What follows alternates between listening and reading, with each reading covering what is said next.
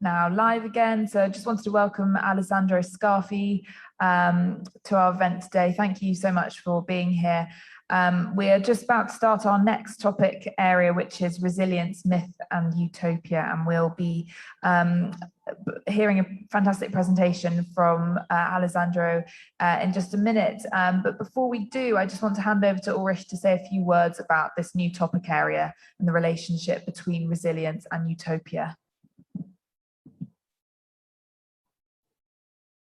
It might be a very unusual combination to speak about myth and utopia when we are speaking about resilience, but in its essence, this is our thesis. Resilience is a utopian move insofar as resilience is longing for a perfected situation for human beings, a perfect state of being which does not exist yet, but which will exist in the future. And resilience relates to a backward utopia. There has been a situation for us as a resilient community, for instance. There has been a situation when we as a community were in a better state of existence, a kind of assumed better state in history, in the past. And this better state we have to reach again. This is the utopian component. Next to this other utopian component, get better by being resilient. We get more adaptable, more flexible. We are more prepared for unforeseen threatenings and so on. And in these terms, in these two dimensions towards the future, while relating to an imagined past, resilience is an utopian move. And here we have the cultural heritage issue coming into play. Old mythic images, for instance, of a paradise lost and to be regained again. And this is the point where Alessandro will come into play now with his contribution. Yes, brilliant. And before he does, I just would like to introduce him more formally. So Alessandro has lectured on medieval and Renaissance cultural history at the Warburg Institute at the University of London since 2007. Prior to that, he taught for 8 years at the University of Bologna. He is the author of Mapping Paradise, a history of heaven on earth and maps of paradise, and has co-authored publications on Christian pilgrimage and the cosmography of paradise. Alessandro's interest in human resilience is fundamentally related to his research on paradise and the modern notion of utopia. Today, he'll explore how paradise and utopia provide a haven of consolation.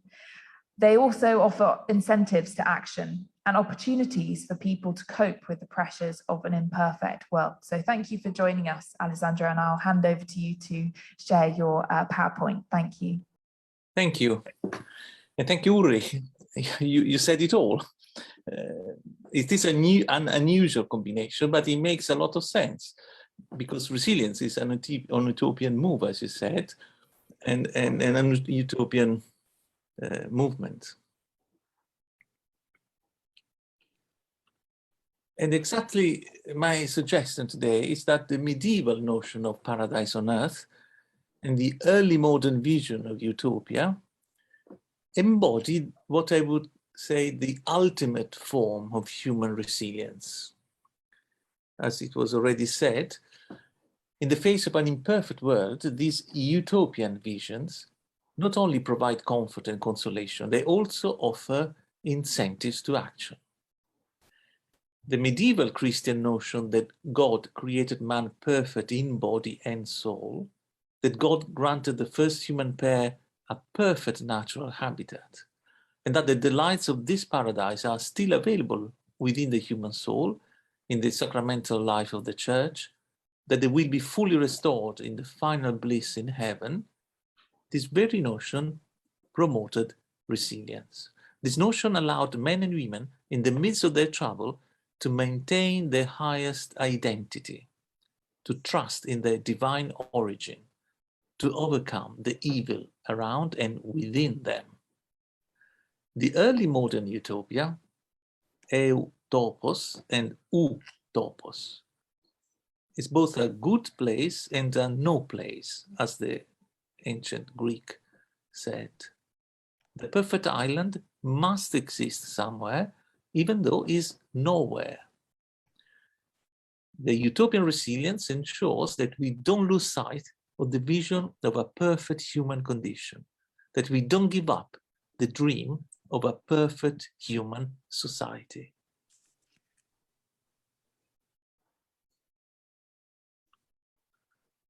Imagine all the people living life in peace, no need for greed or hunger, a brotherhood of man. Imagine all the people sharing all the world. Do you see the cloud above the profile of John Lennon? For Schopenhauer, there is always a cloud above us, but we are convinced that all around the cloud must be bright light. Paradise is always remote, either in time or in space, in the past, at the beginning, in the future, at the end, somewhere there, inaccessible. Many traditions tell us that a paradise existed yesterday during a marvelous age, that paradise will return tomorrow in the glory of a divine eternity, that paradise is already here in some hidden corner of the earth.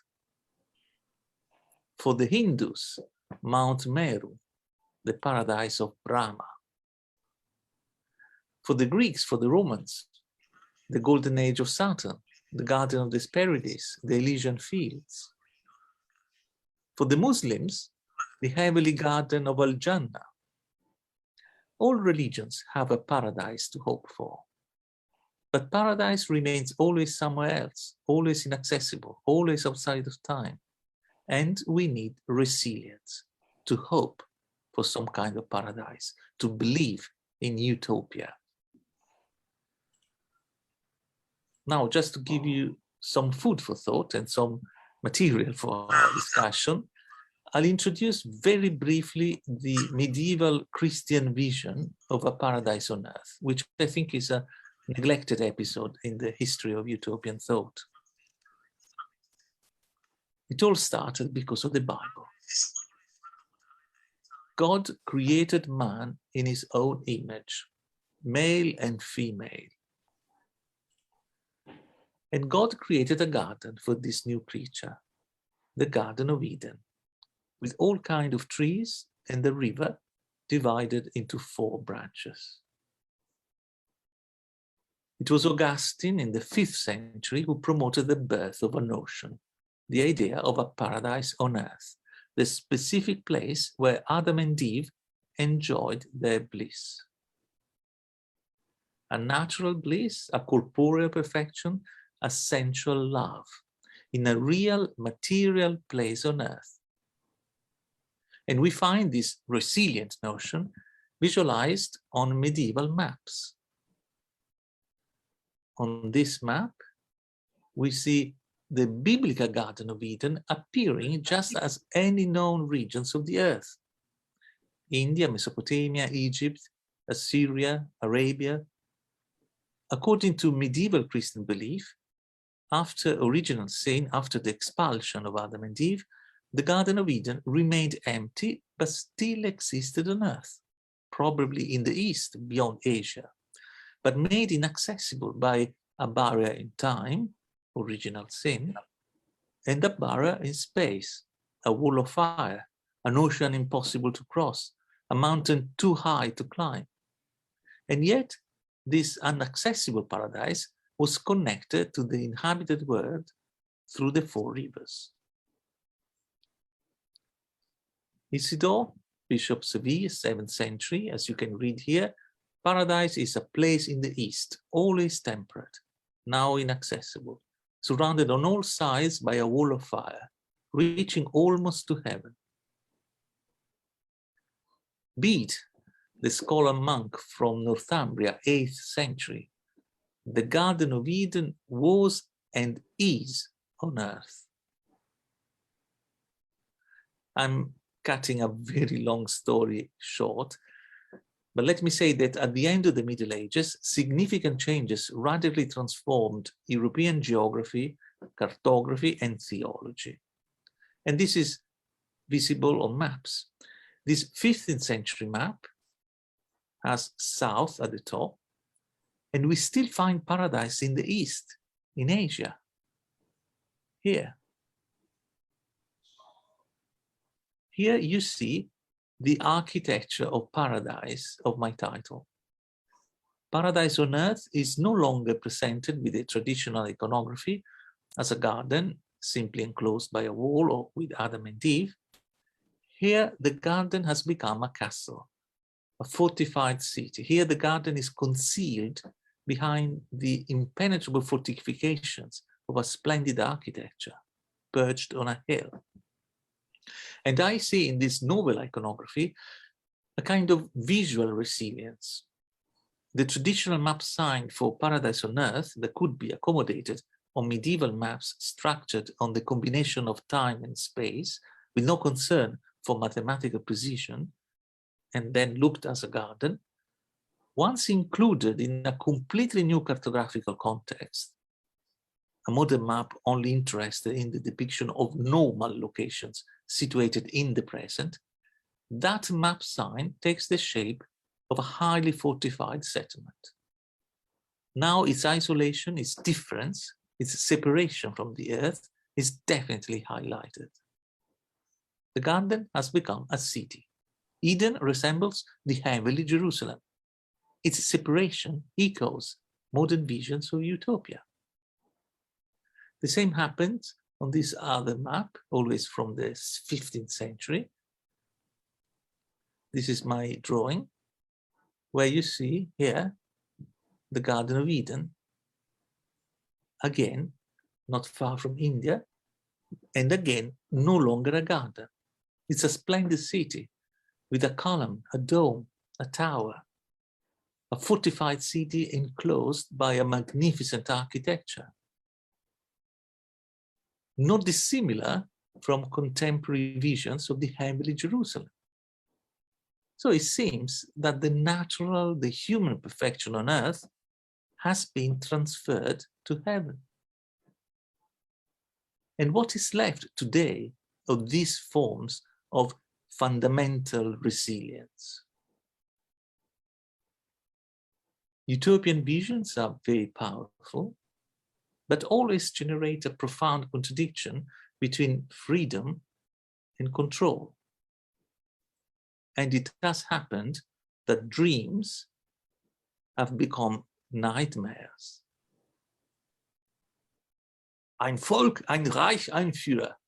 For a century, we have experienced the deadly consequences of utopian, of totalitarian visions.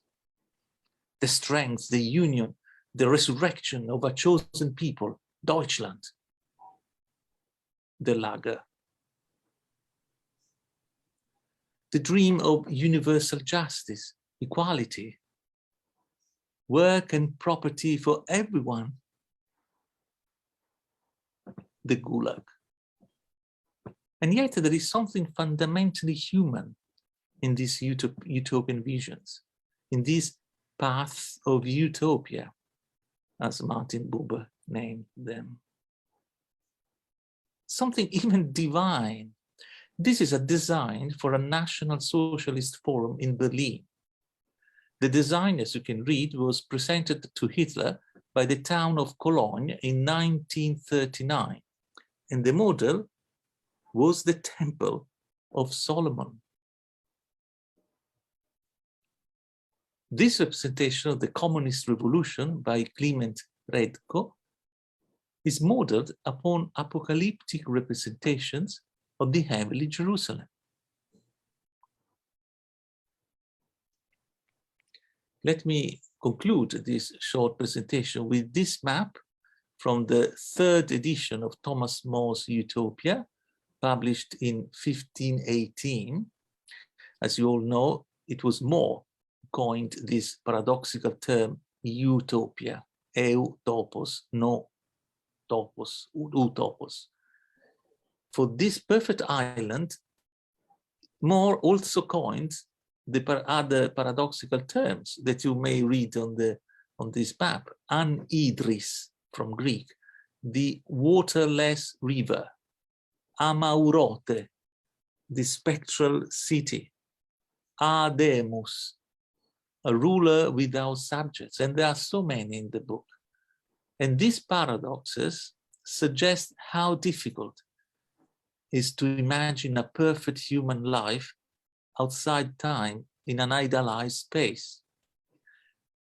These paradoxes point to the fundamental contradiction of these visions that evoke an inaccessible perfection. This is a manipulation of the image, highlighting the deadly aspect of utopia. This was brought to my attention by a dentist, can you believe it, a very fine gentleman, who noticed the teeth in the engraving and published an article on the hypothesis that behind the map of the island was a skull, which could be a pun on the name of Mors, memento mori. But in our discourse today, I think is a very interesting symbol, making the point that behind any beautiful utopian dream, there is a deadly poison. So these are my questions to discuss.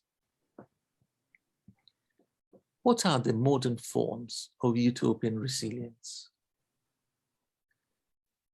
Have you lost sight of the vision of a perfect humankind? If so, is this a good or a bad thing? What is the place for traditional faith in our modern Western society? Thank you. Yeah, Alessandro, many thanks for this very concise presentation and concentrated presentation. I want to go immediately to your three questions, and beginning with the first one. Are there any questions, comments on behalf of the audience as regards this first point? Actually, if we could get that slide back up, or I can present from here. If you've got it open, that would be brilliant, yeah. Just so we can have a look at some of those beautiful images as well. Definitely. Thank you.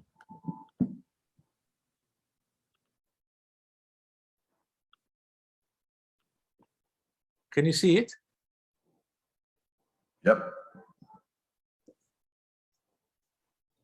Yeah, the interesting point in my personal perspective is the first question. Are there modern forms of utopian resilience? And in relation to that, is the entire movement of resilience as an idea, as an inner image, no? Is this entire movement of resilience not utopian per se? In that it longs for a perfect state of human existence.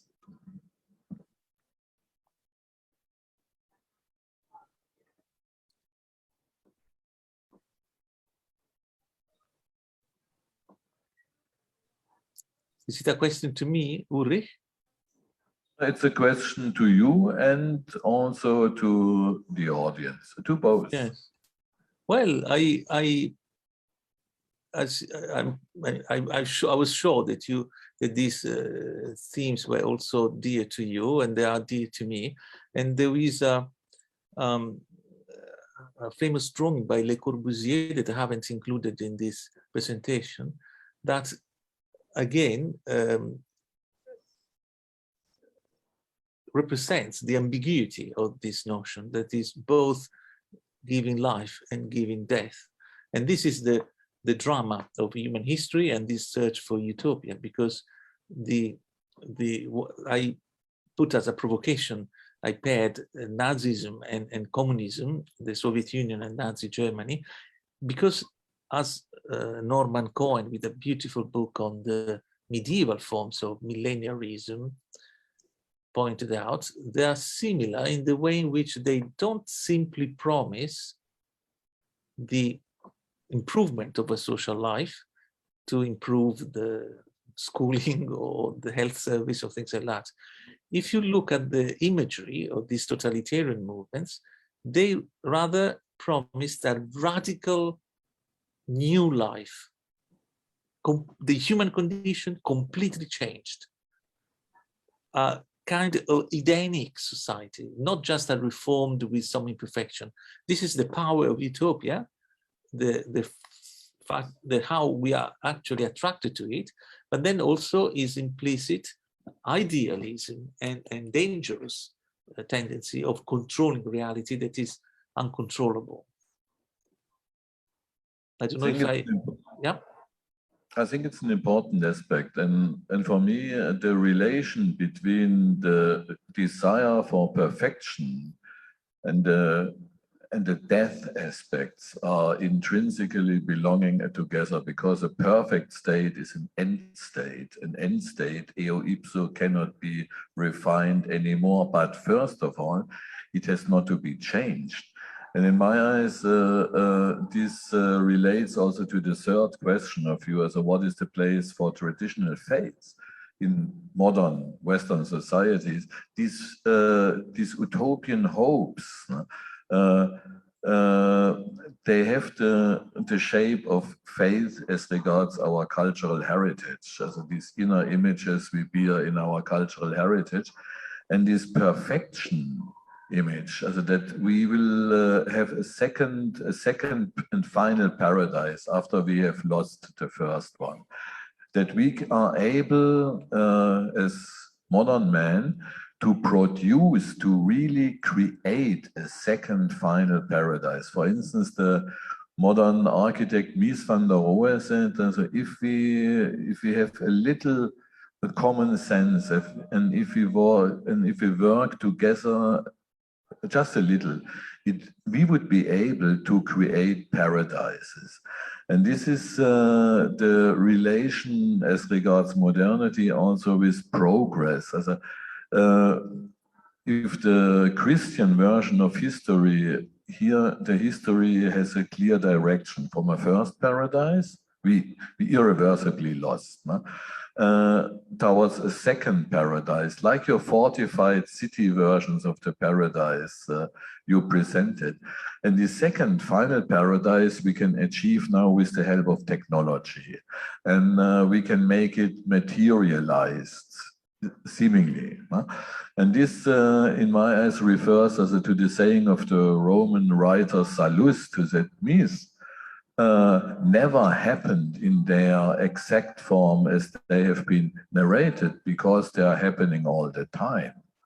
And this is this modern tradition of a paradise and of this mythic longing as a translated and disguised behind, for instance, conception of the smart city or of conception of the green city. We bring back nature into the city, thereby reconciling this dichotomy between nature and culture.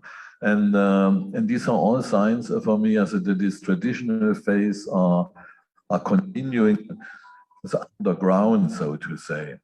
And we still strive for perfection, and perfection means as an absolute standstill. It has not, a perfect state cannot be moved. And if you combine this with this modernist disguised forms of searching for paradise, it's a very dangerous combination in my eyes. Yeah, this is very well said. Yeah, I don't know if you noticed the profile of John Lennon at the beginning of my presentation. I put it there on purpose because, as we all know, his song Imagine is iconic, has been so much heard and loved. But I'm not sure that we pay enough attention to the text. And the text to me is very interesting. I quoted the most easy part of it, where John Lennon wished for a better world, all brothers, no war, and so on. But then the starting one is quite of a provocation. He says, imagine there is no heaven, no hell below. So he wished for a world without religion, and thus we go for the third question. And he says, it's easy if you try, it's easy if you can. You can imagine, at least only imagine, a world without heaven and hell. My point is that it's not easy at all, because even John Lennon, when he says, forget about other worlds, let's stay on Earth and let's imagine a different Earth, then in this very moment, he wished for another world. So we should be aware that our human life locked only on this Earth is a prisoner's life, and we naturally need to go beyond that in whatever forms, wishing no religion and no wars in the name of religion, but nevertheless still hoping for another world, not for this one. I find it really interesting that there's this intersection between these more traditional examples where we've seen the maps that you showed us in your presentation, you know, and then utopia as it seems, you know, today, and how people experience it in the modern world, because clearly, you know, you can chart these lines of, you know, people believing in something or imagining something, and I think it takes on so many different forms. You know, I don't know, as part of your work, do you kind of categorize or try and map some of those trends and see how they've developed or evolved over time? Well, yes, you used a key word for me, map, because I've been working on maps and working and studying how people have done exactly this exercise you mentioned before me in history. And it's fascinating. The maps I've shown you is how the resilience of a devout Christian of the Middle Ages and the early modern era, up to the 18th century, must be said, tried to accord what he read in his sacred or her sacred text, the Bible, with scientific knowledge of her time. To map it is to give order to a chaotic material. And yes, for example, I tried, it's a very discussed issue in scholarship, in politics, and it's a never-ending question, even on how would we define utopia. People are not haven't found an agreement. So yes, I'm trying to impose some kind of order on this magma of aspiration, with the awareness that these are crucial, these are really fundamental part of our human condition. And we need, when Ulrich mentioned the dangerous side of some new form of utopian visions, and the book I mentioned at the beginning or during my presentation by Norman Cohn, who was a very refined historian of the Middle Ages, and he, as I said, he studied millenarian movements in the Middle Ages, this burst of disorder, of hope, these huge masses following a charismatic leader and trying to get everything upside down and change their lives. He compared them to the 20th century totalitarianism. But what I found crucial is the quotation he put at the beginning of the book. It was a French quotation. I don't remember the words, but the point was that it is not enough to condemn any folly of the past. We need to understand. And I'm sure in Germany, in Italy, there's been a long debate about our recent past, our own totalitarianism, our involvement in the war, in the extermination and genocide of people. But then, as Norman Cohn said, it's not enough to condemn, which is of course necessary, but we need to understand why these things happened. They were not only isolated mad leaders. Masses of people believed in that, in good faith. They wanted to change their lives. So I think it's a very relevant issue nowadays when we have witnessed. So the thing that the decline of ideologies is named, but there are new forms, and we better understand and possibly channel this. You addressed a very important point as regards to human desire for reaching a more perfect state. And this relates to, in my eyes at least, this relates to another question. It's about a relation between resilience, or the concepts of resilience for concrete communities, utopia as an utopian move, and the human condition. The question is, if we look at the will to realize utopia, what a German philosopher said, to make a concrete utopie, a concrete utopia in terms of architecture, of social organization, as well as of built space, for which kind of human beings we made which kind of architecture. And here the death aspect you mentioned comes into play, due to the perfect state of the respective architecture. Why all these architectures have to be perfect? Isn't it possible to imagine an utopia that is open? Also, John Lennon revisited, so to say, you know? If you do not plan the perfect end state, but to imagine a path of development where a human condition can unfold in a kind of evolutionary process. Yeah, very well said, Ulrich. I just say the last thing, so perhaps we may leave room to the audience if there are questions. Let me say that I'm fascinated by this topic. I can see the ambiguous and problematic nature. What you said led me to think of the dream of Renaissance architects that I studied, I'm sure you're aware of. They drew and they believed to establish a perfect society on Earth by using perfect laws and perfect architecture, because they claim that the city, the Commonwealth, is like a human body and a human person, I would say, with body and soul. The body would be the physical urban structure of the city, the streets, the squares, the buildings, and the soul are the laws. So these Renaissance people thought, if we draw perfect architecture, if we legiferate perfect laws, then we will create a perfect community. But the crucial point is that this kind of operation should, in their views, be inspired by the universal laws of nature.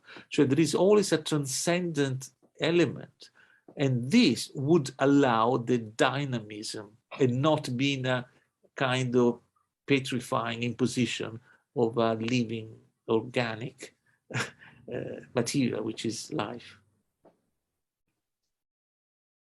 I think this is crucial, the relation to nature. And if you look at the recent today's resilient movements with the attempt to cope with climate change, mythologically translated in terms of worldview, coping with our departure from nature since long, and how to reconcile or even remove this kind of departure towards our coming closer to nature again.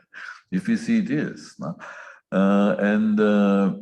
if we see this envisaged human condition, I think the relation to nature, and this relates to your second question, and to your third question of the traditional faith at the same time.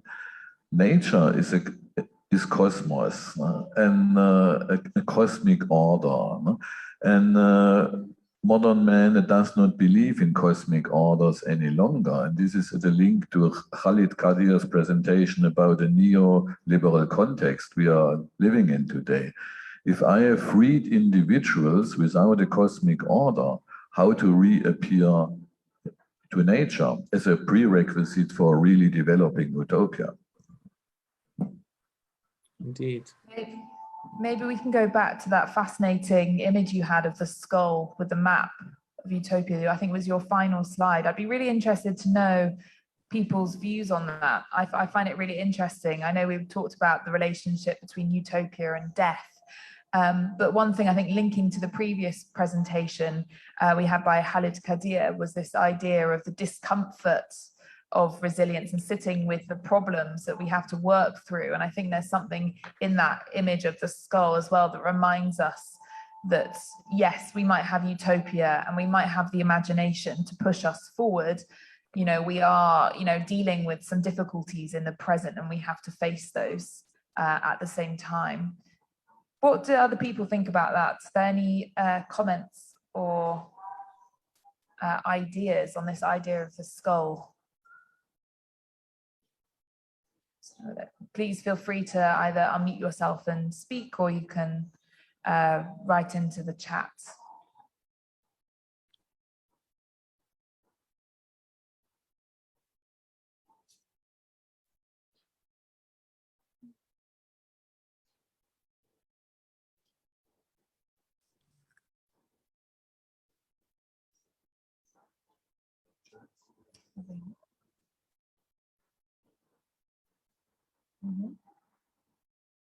Point is, the people are overwhelmed in the audience about utopia and your presentation. They are just silent. So we have to continue. The point is what you mentioned in this Renaissance concept with nature. Could you say something more on this? Yes. Specific? Well, yes. First of all, yes, I was thinking when you mentioned yourself, you also went on this theme, and it's interesting. At the beginning, in the introduction, my work on pilgrimage was mentioned, and what I studied, in fact, traditional forms of pilgrimage, historical, the pilgrimage, for example, to Subiaco, is the cave where Saint Benedict spent 3 years in meditation. Then a magnificent monastery was built around this, and then it has been a site for pilgrimage in the past. Then I also studied modern forms of pilgrimage, in particular tourism, and how, interestingly, the link between the old and the new is nature. These sites are usually sited in magnificent natural scenery, and modern tourists are attracted to it. So if we go into the third question, what is the place of traditional faith in our society? And in view of what you said about the concern for the planet and the action for climate change, this reference to nature may be the way forward, because it's definitely, it's interesting. I mentioned utopia, I mentioned utopian studies. Of course, there are scholars inspired by their own faith who insist on the fact that it is an Augustinian and St. Paul notion that if man tries to build his own heavenly Jerusalem on earth without the grace of God, it becomes hell. And the idea, the contradiction between the city of God of Augustinian taste and the city of man as two opposing cities, mystical realities, not earthly realities. But then again, it's a kind of contraposition. And then I mentioned the ideal city of the Renaissance that reverted completely this traditional view of the relationship between matter and spirit, human and divine, imperfection, corruption, and heavenly perfection, in a different form, emphasizing, but this was already in the Western tradition in many Neoplatonic and trends anyway, it's a long story, but emphasizing not the opposition between the here and the there, but their identity. They overlap each other. we can get through perfection to perfection through imperfection, which is in fact one of the leading ideas of Dante's Divine Comedy.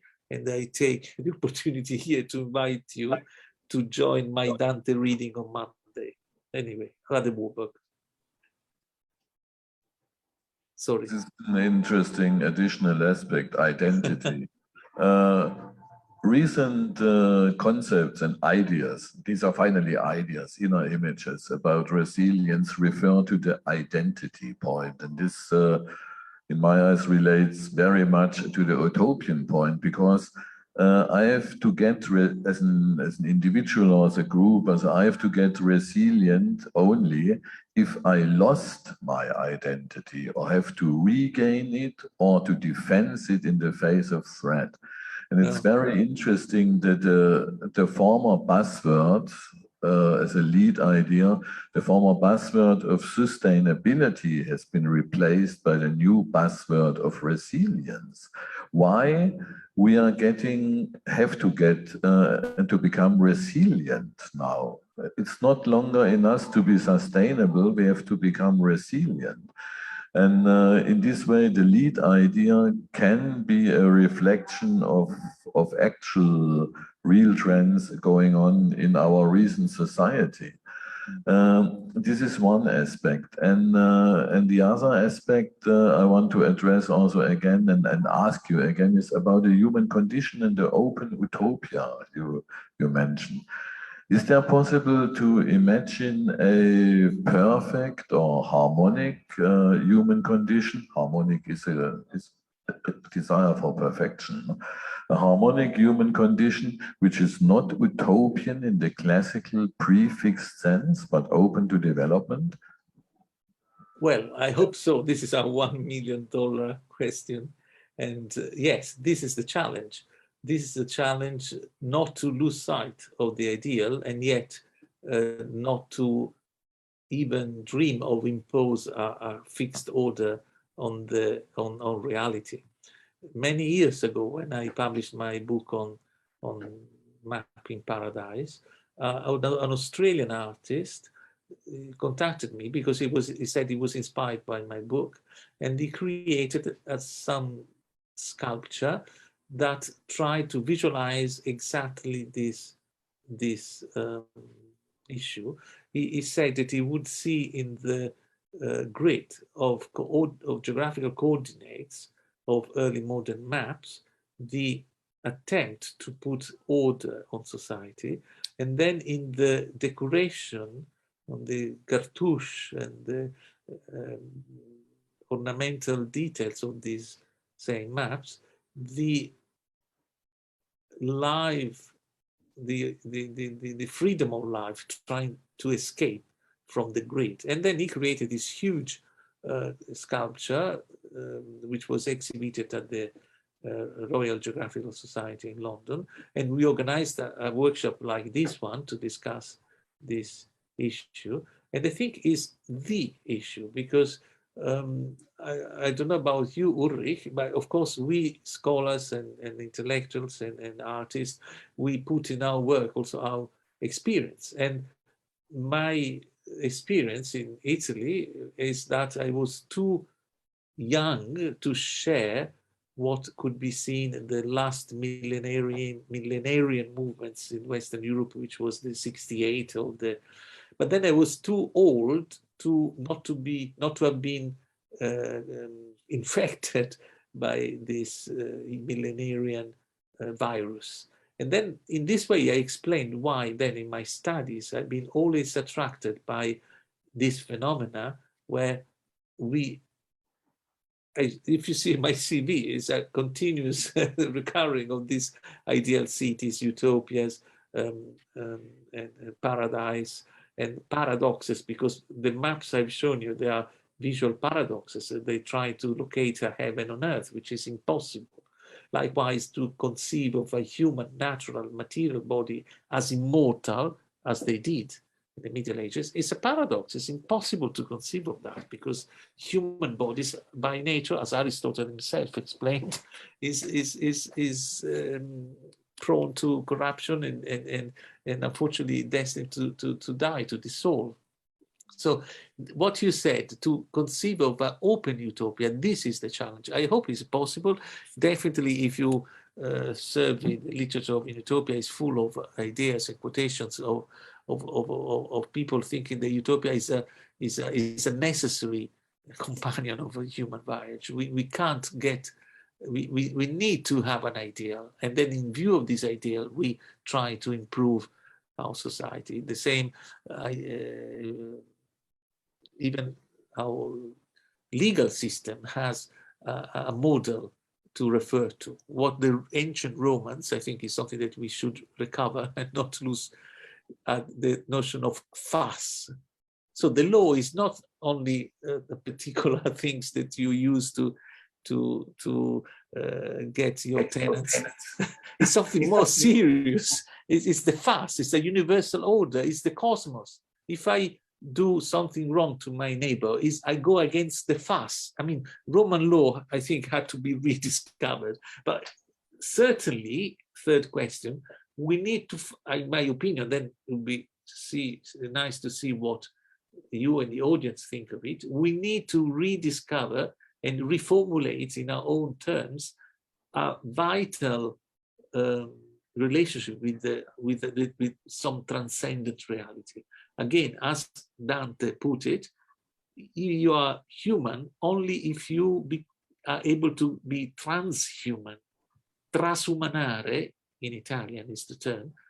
To be truly human, you need to go beyond yourself. And when you do that, you will be really yourself, authentically yourself.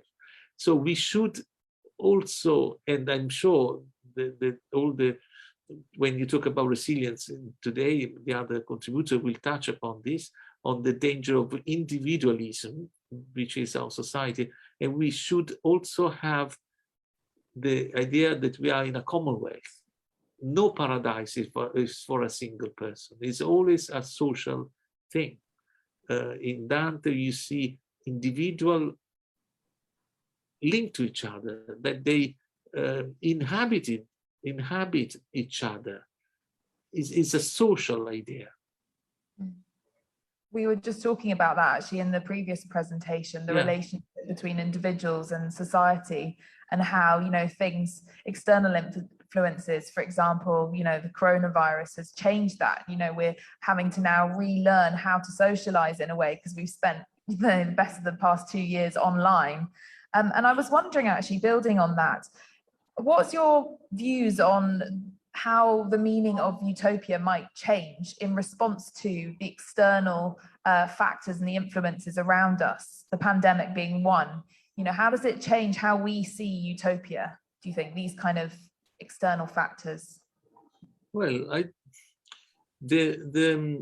think the term utopia has been so successful because this was coined as a pun that Thomas More invented in the early 16th century, and we still use this term because in itself is a contradiction.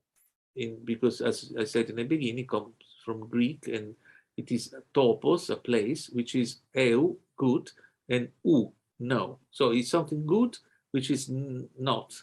This is the literal translation. So what we've been through in the last couple of years is really extraordinary. And as you said, sorry? I think there was just a bit of a glitch, but we can hear you all right. Okay. Sorry about that. Thank you. It's something that has changed our approach to society and to each other, to ourselves. So utopia, I wouldn't be sure how, I'm curious, that's why I ended with these open questions to see what you think. Some years ago, I was invited to a conference in Moscow just after the fall of the communist era. So it was, to me, very interesting. And I discussed these themes. And my suggestion was that the new utopian space could be indeed represented by the technological, virtual, digital space. This is a new space that's been created. I don't think any longer in these terms. Now we got used to this, and certainly I don't know. The honest answer, the beginner answer to your question is I don't know, but I can see that always there is something good out of some evil. This couple of years, I hope, will force us to rethink radically our approach to society, to the planet, and to the transcendent reality. I think this is the hope I treasure. It's an interesting aspect. It relates again also to the cosmos in my perception. Also, this recent and serious and needed discussions about climate change and ecological problems. If you see nature and as a kind of cosmos, and then we have to reappear this cosmos. Despite here, this reappearance to the cosmos also appears in a disguised form. We do not speak about cosmos. We speak about climate change, but it's about cosmos in the end. Indeed. And the question is, how we can achieve it to relate it to the first presentation, just in order to try to link what we are dealing with today in the workshop. If we have this individualist and materialistic approach, the aspect of transcendence you mentioned, which is very important, we can only get cosmic beings if we are able to transcend ourselves. How this transcendent can look in a completely materialistic and consume-oriented culture. Right, that's very important, and this is really the key, because as I mentioned Roman law, but every legal system and any religious ethic is founded upon the I would term the recognitions of the other, the fact that the world is not only myself. I can't do anything that looked convenient to me if this injures someone else, and so on. This is the basis of legal system and ethical codes. And this is, to me, important exactly in this discussion. Now I dared to touch upon the big issues, but then if any fight for resilience,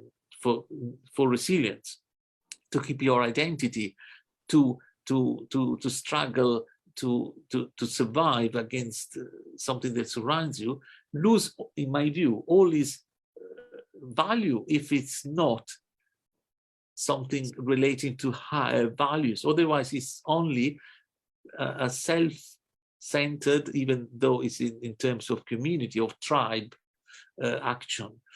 Otherwise, I don't know whether this is time, but then I'll just share a very personal, familiar anecdote, which I think it's funny, but it touches upon the drama of history.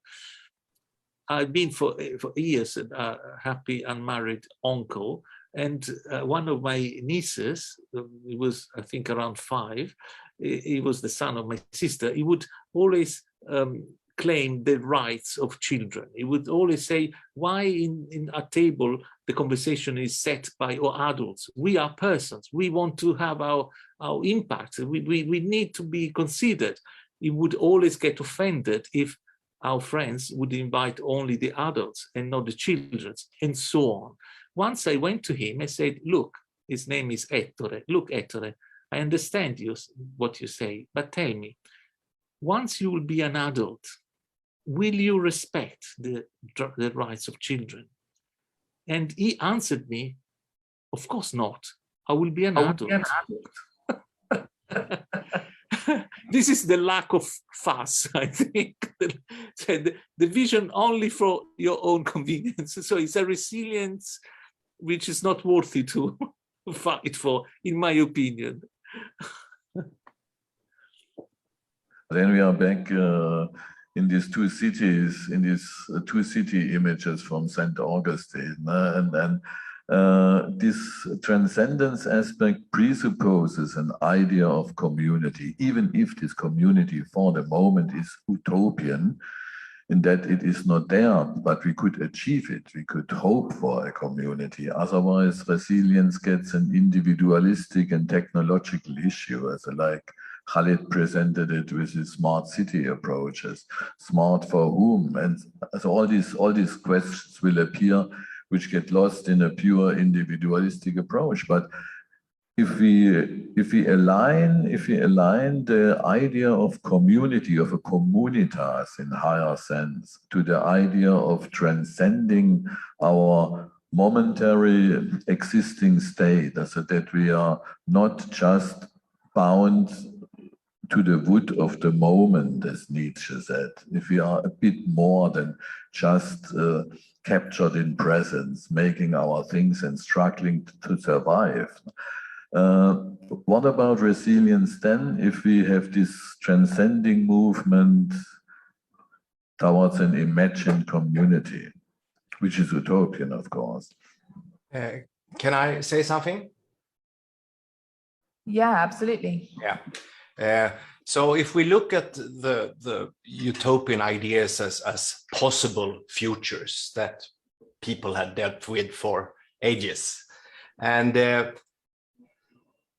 I would say that most of these possibilities have by are sort of taken away by the politicians today, because if they have ideas about the future, they will not be re-elected. Because there are so many problems here and now that they have to deal with. So if they start talking about possible futures, they will not get re-elected. So we are sort of trapped in technocratic solutions of the human dilemma in that sense. I would prefer that there were politicians that had ideas about the future, but there are very few of them. So unfortunately, I think we are a bit stuck here at the moment. Based on, I believe in democracy, but it's hard to get a vote on an idea that you don't know too much about. Yes, I guess that's a danger, isn't it? You know, if they don't know for certain what is going to happen or what could be the potential of this idea, it's too dangerous to kind of live that as a reality and to allow people to believe in something or to, you know, promote something or even mention the idea, which is, as you say, makes everything a lot more limited. Alessandro, do you have anything any comments on yes, Michael's? Well, yes, that's a very good important point. It is true. We risk to stay trapped in this. Again, I must have myself an idealistic approach to this, and I would like to see a politician who would deal with very practical problems with as Ulrich also mentioned, with a higher mentalities. To me, it's not necessary that the politician the local elections talk about a new heaven, a new earth, this kind of stuff, but at least be inspired by a vision that transcends selfish horizons to organize. This would be already a great utopian achievement, and certainly is a very difficult balance to strike, because of course many Arcadian utopian visions are just naive escapes from reality, but we need not to understand the redemption of reality as an escape from it, and of course so in some sense I do believe that what we are discussing here today is part of the deepest need of human nature. So I'm pretty sure that an electorate that would sense if a politician is led by something higher than himself you can see that. First of all, it would be an honest administrator. I guess that's an important link, isn't it, from the individual centered or society to the having a community of people who believe in an idea. Obviously, you know, there are dangers of that, but you know, I think it's having the vision and having people working towards something that can be really powerful, whatever that may be. And if we don't discuss the future and find common means to do that, yeah, we are sort of led into the future backwards. Yeah. Yes. We are not facing the future. We are facing history and the everyday where we are here and now. And of course, if we are occupied only with those problems, I think, for me at least, there are someone looking in that direction and having me looking in that direction. Yeah, I will be occupied with a lot of unimportant things. So yeah, the future can be handled by someone else. I think the imagination is so personal, isn't it? Everyone can have their different ideas of what they want or their hopes or dreams, but I think there needs to be some centralized force that's bringing people together in, you know, looking to the future, as you say, forward, not backwards. Or more voluntary projects. Yeah, where you actually invest yourself into these projects, and you do it as we try this out now for a while, and we experiment as you do in design and art. You not say, I'm committed to do this for the rest of my life, but at least we could try it out to see if it's workable in going in that direction. And I would like to see a lot more initiatives like that in society. Yes, and it's often these experimental, spontaneous ideas that lead to something bigger that becomes actually powerful and can change how things are done in the future. So I agree. I think it's you know, really important. But then we're into another problem that some think that there is one solution for all, one way of life for all, and maybe that also is a problem that we have to deal with, that we have different ideas.